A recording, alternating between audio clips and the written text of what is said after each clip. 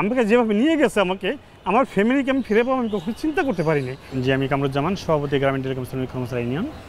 যে আমি ডক্টর মোহাম্মদ ইউনূস স্যারের প্রতিষ্ঠিত গ্রামীণ টেলিকমে চাকরি করতাম এবং এক পর্যায়ে আমরা আমাদের শ্রমিকদের অধিকার নিয়ে আদালতে স্বর্ণাপন্ন হয়ে মামলা চলে আমাদের মহামান্য হাইকোর্টের নির্দেশে।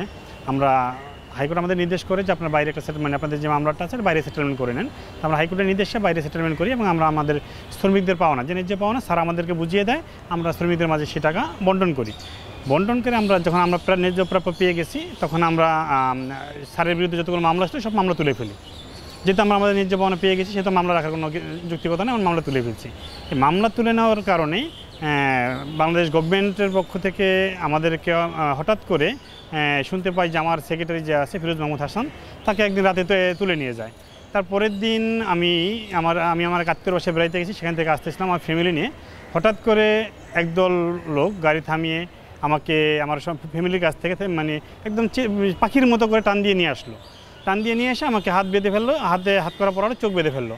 চোখ বেঁধে ফেলে আমাকে গাড়িতে উঠে নিয়ে গেলো। কী হলো আমরা কিছু বুঝতে পারলাম না। মনে হয় যেন একটা মানে আমাকে ডাকাত ধরে নিয়ে গেলো না কে নিয়ে গেলো, তারা সিভিল পোশাকে ছিল, কে নিয়ে আমি বুঝতে পারিনি। সারা রাত আমাকে গাড়িতে করে শুধু শরীয়তপুর থেকে গাড়িতে করে সারা রাত ভোর গাড়িতে ছিলাম। হঠাৎ করে একটা রুমের ভিতরে আমাকে নিয়ে আসে। সে রুম কিনা আমি জানি না, কারণ আমার চোখ বাঁধা ছিল। হঠাৎ করে এসে যেহেতু এখন ফুলের ভিতরে ফালাইলো, আমাকে এনে ফালানোর পরে আমাকে নির্যাতন শুরু করলো। আমাকে হাত পা বাঁধা, আমার শরীরের পাড়া দিয়ে, আমার মানে পায়ের পাড়া দিয়ে, আমার বুকের পাড়া দিয়ে আমাকে মারধর শুরু করলো।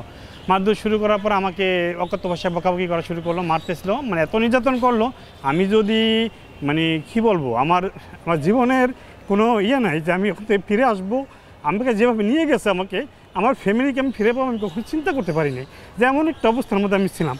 আজ পর্যন্ত আমি সেই আঘাতের কারণে আমি আজ পর্যন্ত সুস্থভাবে হাঁটতে পারি না, আমি চোখে কম দেখি। এত নির্যাতন, এটা যে আয়নাঘর সেটা আমি এখন বুঝতে পারি যে এটা আয়নাঘর। এত মানুষ নিখোঁজ হইতো, তারা কোথায় থাকতো বুঝতে পারতাম না। আমরা হয়তো ভাবতাম যে এটা কি মনে হয় যে না এটা মিথ্যে কথা, হয়তো মানুষের বানানো, কিন্তু এখন দেখি যে না। আসলে যখন আমার নিজের উপর দিয়ে জিনিসটা গেল যে কত যে বিভীষিকাময় দিন পার করছি আমি, দীর্ঘ 6টা দিন। ঠিক ঈদের 10 দিন আগে জুলাই মাসের 1 তারিখে আমাকে নিয়ে যায়, যেখানে আমার পরিবার নিয়ে আমি সামনে ঈদ কীভাবে করবো, কুরবানির ঈদ। আমার সন্তান আমাকে বলতেছিল বাবা এবার আপনার গরু কুরবানি দেবো। সেই মুহূর্তে আমাকে বেশি নির্যাতন আমার ফ্যামিলি থেকে আমার কোথায় নিয়ে গেলো, আমি জানতাম না যে আমি এখান থেকে ফিরে আসবো। আমার উপর যে নির্যাতন চলে গেছে এটা আসলে না আমি বলে কাউকে বোঝাতে পারবো না। আমি এখন রাতের মধ্যে ঘুম থেকে জেগে উঠি লাভ দিয়ে যে আমার উপরে কী অত্যাচার চলতেছে। এই অত্যাচার যেন পৃথিবীর দ্বার কারো মানুষ রূপে না হয়, আর যেন কেউ আয়না ঘরে না আসে। আমার দোষ কী ছিল? আমি শ্রমিককে নিয়ে কাজ করেছি, শ্রমিকের অধিকার দিয়েছি, এটা কি আমার অপরাধ? ইউনূস স্যার আমাদের সম্মানিত ব্যক্তি, সে বাংলাদেশের একমাত্র নোবেল বিজয়ী। তার বিরুদ্ধে তার সাথে আমাদের প্রাপ্য ছিল, সে আমার প্রাপ্য দিয়ে দিছে, তার বিরুদ্ধে মামলা তুলে নিচ্ছে। এখানে অপরাধ কী আমার? কেন আমার উপরে এত নির্যাতন? কেন আমাকে নেওয়া হলে অন্ধকার ঘরে, এমন একটি ঘর যেখানে কোনো একটা মানুষ মনে হয় ইলিশ মাছ যেভাবে ফালি দিয়ে রাখা হয় ওইভাবে থাকার কোনো জায়গা নেই, এমন জায়গা রাখা হয়েছে।